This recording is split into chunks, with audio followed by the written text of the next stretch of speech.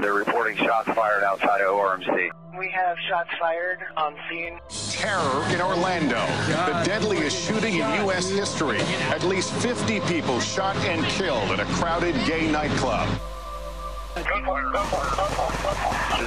CBS News is covering what is now the worst mass shooting in American history. This is an especially heartbreaking day for all of our friends, our fellow Americans who are lesbian, gay, bisexual, or transgender. That this was an act of terror and an act of hate.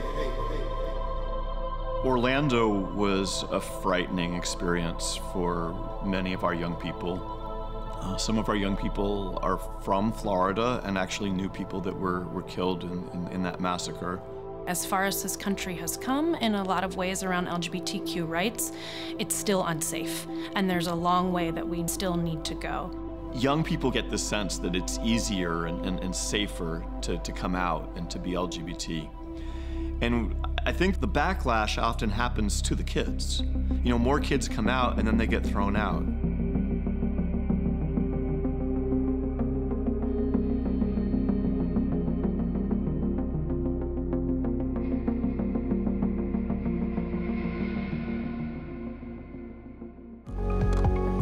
The mission of the Forney Center is to protect LGBTQ youth from the harms of homelessness and help them move on a path to independent living. The Forney Center provides 119 beds every night for homeless LGBT youth, and each year we see over 1,200 young people come through our programs. If you type in LGBT housing or shelter, we're the first thing that pops up. And if you're a young kid in Oklahoma where there may or may not be any services for you, you're gonna hop on that bus and come all the way to New York City. We'll be arriving here at Sports Jordan momentarily. What the Forney Center does that's different from other LGBTQ organizations is we have wraparound comprehensive services. Our young people can come to one spot and feel safe to access all the services they might need. That includes our drop-in center and the overnight program, medical services, psychiatric services, and then we also offer housing. So someone can really come in and spend a good period of their young life in a stable living environment that feels safe for them. So they're coming to us straight out from the streets, and these are the residents who are in crisis. So usually they'll go to a drop-in center first, and we try to make sure they have a bed at night, make sure they have food. We care about their needs, we care about getting them prepared for the next step, and we're there for them. Our transgender housing program is new. We've always been serving transgender young people, but we realized that some of their needs were separate and different from some of our other LGB young people. What's unique about the Trans Women's program is that it's specifically for trans women and trans feminine individuals. We're working with a population of folks who are particularly traumatized, are coming from often really hard situations, coping with really difficult things.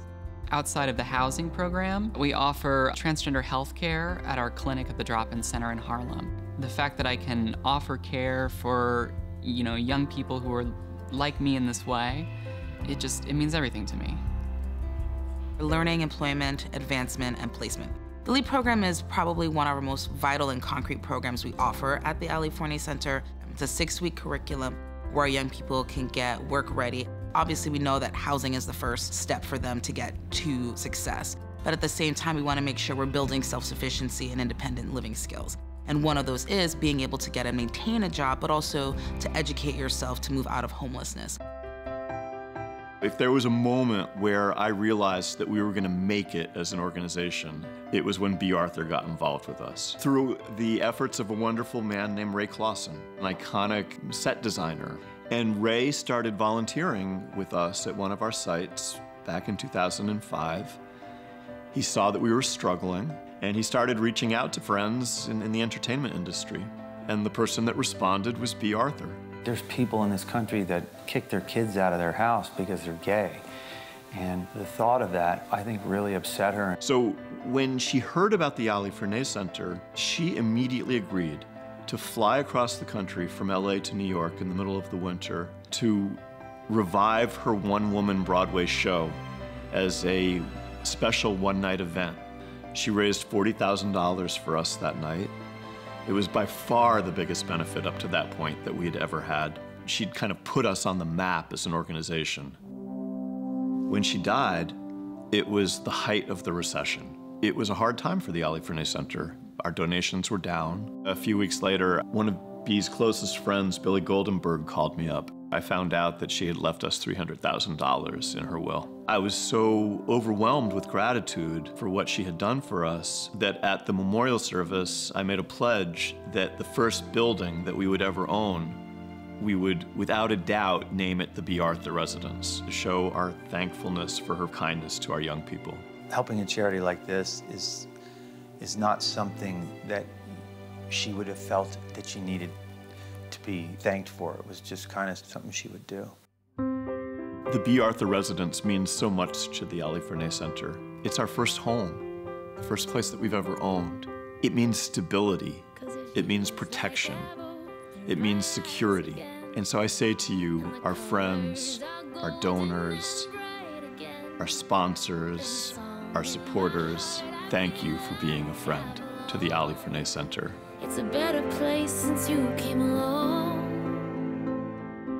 It's a better place since you came along.